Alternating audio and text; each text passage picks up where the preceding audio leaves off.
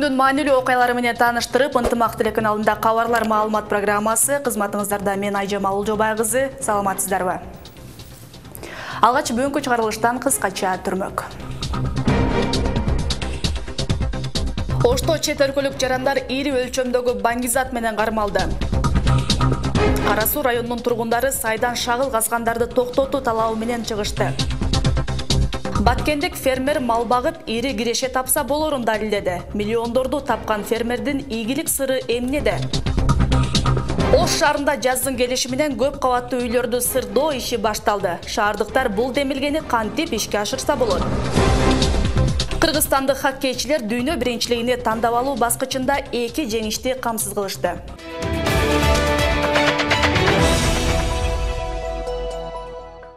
30 мартта Ош эл аралык аэропортунан баңгизатын ташып бараткан коңшу өлкөнүн 3 жараны кармалды. Улуттук коопсуздук мамлекеттик комитетинен билдиришкендей, алар 1993, 1986 жана 1987 жылы туулган адамдар.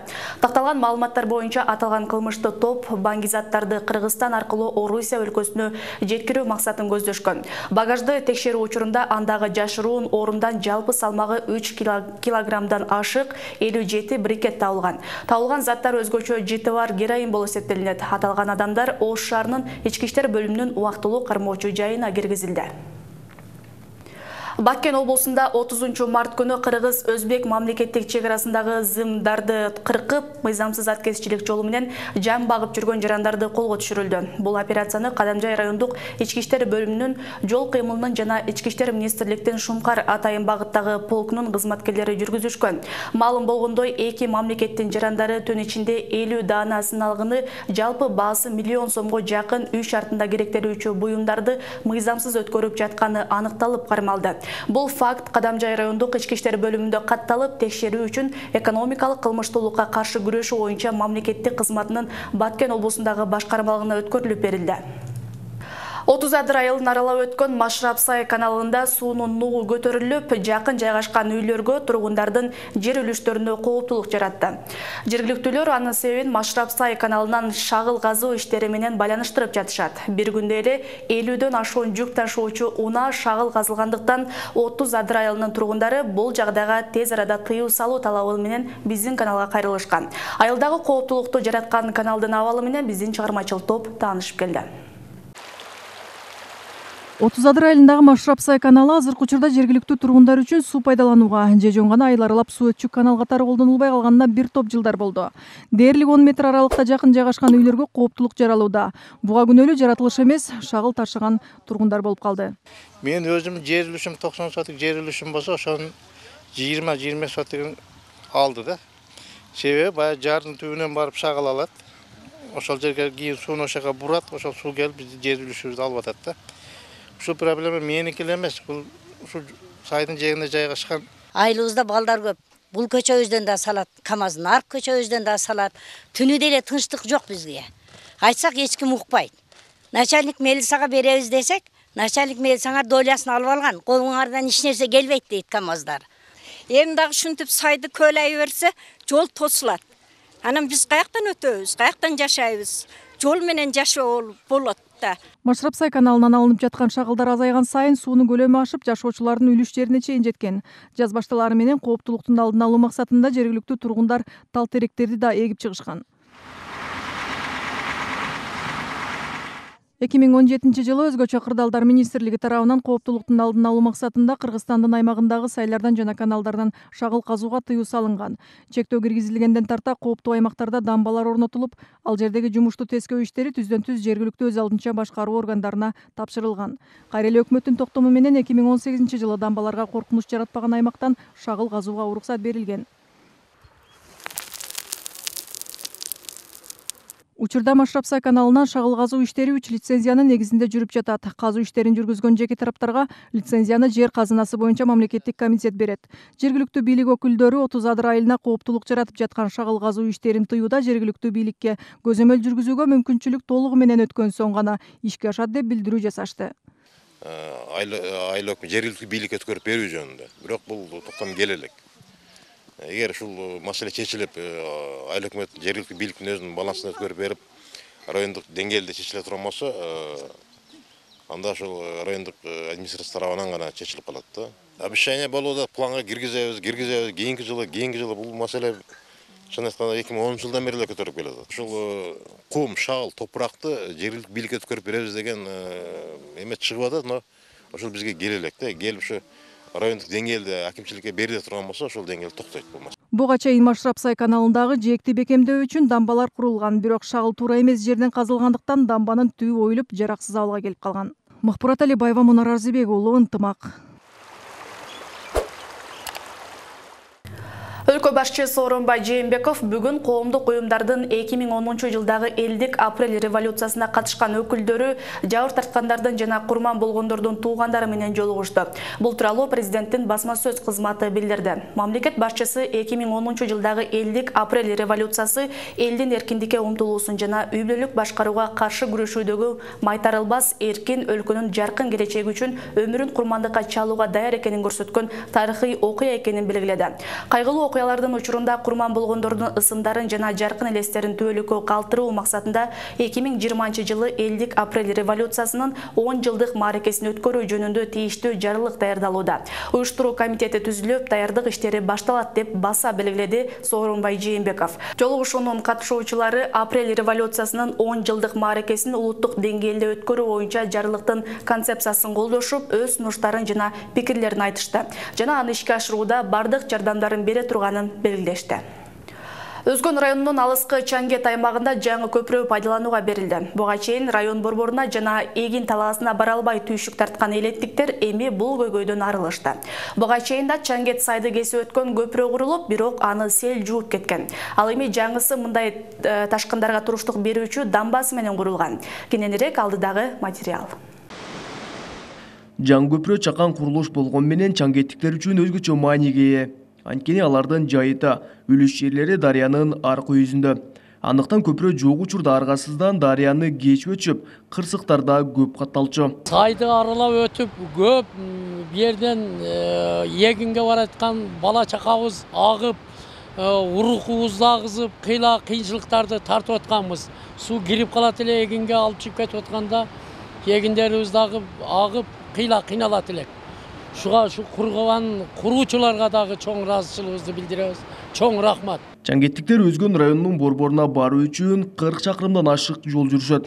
Ал эми дарыяны бул көпүрө менен кесип өтүп, жайыт жол менен катташса, 20 чакырым жол кыскарат. Бирок ал үчүн алдыда жолдун сапатын дагы да жакшыртуу зарыл. Биз мындайынан айланып барганыбызда 40 километр. А бул көпүрө салынып, жолубузду оңдобосак 14 километр жолубузду.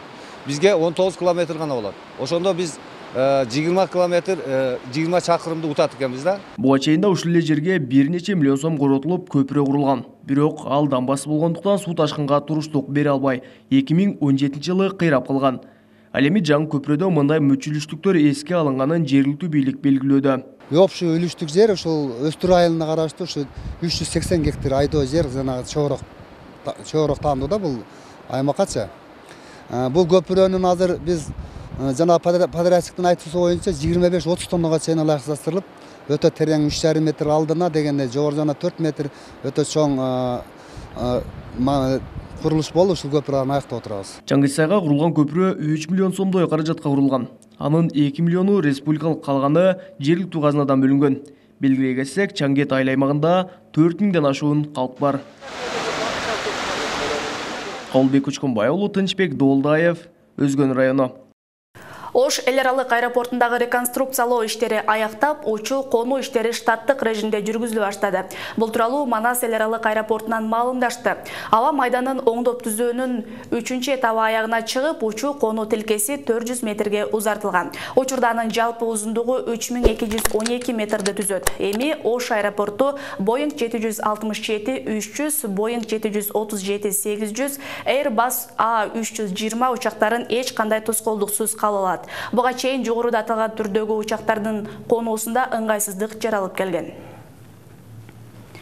Ошто борбордук көчөлөргө жакын жайгашкан көп кабаттуу үйлөрдүн сырткы дубалдарын сырдоо иши уланууда. Ошол тапта Манас Ата Кичи районунда 2 үй сырдалды. Жашоочулар үйдүн сыртын сырдоого өздөрү кызыктар. Ага жумушчу каражаттын 50%-ын шаар тургундары жыйнаган болсо, калганын шаардык мэрия которгон. Кененирээк кийинки материал. Ош шаарында жайгашкан Масалип жана Кара Суу көчөлөрүнөн орун алган көп кабаттуу үйлөр сырдалып жатат. Бул шаардын Борбордук көчөсү болгондуктан сырткы көрүнүштөрүнө маани берип, бир түстүк кылып сурдоо мэриянын негизги талабы. 2019 жыл Түрксой болуп атат да. Бул түрк тилдүү элдердин маданий борбору Ош шаары болду. Ошондуктан биз азыр мына 3 айлык субботиктер менен катар мына фасад иштеринде баштадык да. Мындай центральный көчөлөрдө, ушу көрүнгөн жерлерде, ушу эртең коноктор келе турган болсо бир уят болбой, анан кийин мына көптөн бери мына домдор эми курулгандан бери ремонт эле болгон эмес да. Азыр эми 50% мэриядан берип атат, 50% эл топтоп, азыр ушул боюнча иш-чара өткөрүп атабыз. Азыр эми мына Ош шаарында Масалип көчөсүнүн азыр мына 14-үйүндө турабыз. Ушул үй мына фасад иштери бүтөйүн деп калды да. Буга шаар тургундары да кайдыгер караган эмес. Тескерисинче, каражат топтоого өздөрү макул болуп, 50% калктын эсебинен жыйналган. Албетте биздин чет өлкөлөрдөн биздин Ош шаарыбызга көптөгөн меймандар келет. Ошолорго анан өзүбүз үчүн дагы жашоо шартыбыз жакшы болсо, көчөлөрүбүз таза болсо, үйлөрүбүз бир татынакай болуп, акталып, агарып турса, кири жок болсо, анан кийин бул деген жакшы көрүнүш да. Эң негизги маселе бул чоң кең көчөлөрдүн бири. Ушул көчөлөрдүн боюндагы үйлөр биздин үйлөргө окшоп жакшынакай булуттай аппак болуп турса, кандай гана сонун керемет. Аталган көп кабаттуу үйдүн биринчи кабатында тиш дарылоо эмканасы жайланышкан. Андыктан элдин бул демилгесин ак калатчандар да колдоого алган. Анткени эмканага көп адам келгендиктен сырткы көрүнүшү да өзгөчө мааниге ээ дешет. Мурункуну караганда, мурункусу өтө эле начар дебесем дагы өтө мындай орточо болгонда, себеби биздин поликлиника биринчи этажды гана сырдап актачу элек, үстүлөрү калып кетет эле. Эми азыр сиздер көрсөңүздөр деле бардыгына жагымдуу, келген оорулууларга да жагып атат. Көп кабаттуу үй сырдалгандан кийин мурункуга караганда өзгөчө кооз болуп калды. Андыктан шаар тургундары башка көп кабаттуу үйлөрдүн жашоочуларына бул демилгени улантууну сунуштап жатышат. Ош шаарында 700 көп кабаттуу үй бар. 2016 жылдан бери 60тан ашуун үй сырдалган. Тахмина Тойчубек кызы, Кымбат Абдисамат уулу, Ынтымак. Баткенде жылына миллиондон ашуун киреше тапкан Фахридин Ботобеков 1000ге жакын мал кармап, жылкынын 4 түр породасын багат. Анын асыл тукум малдары 50 000 сомго чейин бааланса, таза кандуу жылкыларын кардарлар миллион сомго чейин сурап келишет. Анткени фермер бул породаларды чет жактардан алып келет. Өлкөнүн эң алыс каймагы Кулундудагы миллионер туурасында кийинки материалда сөз болот. Өлкөнүн эң алыскы Кулунду айылы Тажикстан менен чектешип, калкы дыйканчылык менен алектенет. Ал эми айрымдар мал чарбачылыгын колго алышкан. Чоң мекеме ишканалар болбосо да, бул айылдын калкы бай келет. Алар жерден же мал чарбачылыгынан чоң киреше таба алышат. Алардын бири Фахридин Ботобеков. Короосунда 1000ге жакын кисар койлору жана жылкынын 4 түр породасы бар. Баарыны сорттоп, кочкорлорду 30 000, 40 000, 50 000ге чейин немеден алып келем, Душанбеден алып келем сорттоп. Мындай бой где-то 95 bir сорттор кисар. Азыр кисар койчу элек. Азыр 1-2 жылдан бери основной кочкорлорду кисар Афганга чалыштырып атам. Бойлору 1-10га чейин барат да туура. Фермер мал чарбасыны мындан 7 жыл мурда баштаган. Алгачкы Тажикстандан алып чыккан 100 кисар кою учурда 1000ге жеткен. Андан жылына 400дөй төлөй алат. Козу улактардын ар бирин орто эсеп менен 5000 сомдон 7000 сомго чейин сата алат. Ошондо фермер жылына 2 миллион сомго чейин киреше табат. Бул породадагы мал 3-4 жылда бою 1 метр 10 сантиметрге жетип, 50 килограммга чейин эт бере алат. Баасы да жөнөкөй койлорго салыштырмалуу 3-4 эсеге кымбат. Кышында элдер билем кандай багат, мен себеби төл алам, мисалы 1000 баш болсо 1000ден аз төл албайм да мен. Себеби 4 ай хашек жемини полный берем. Ар бир малга 600 граммга чейин жем берем койлорго. Себеби төлүмдү айткан эсебимди берет да.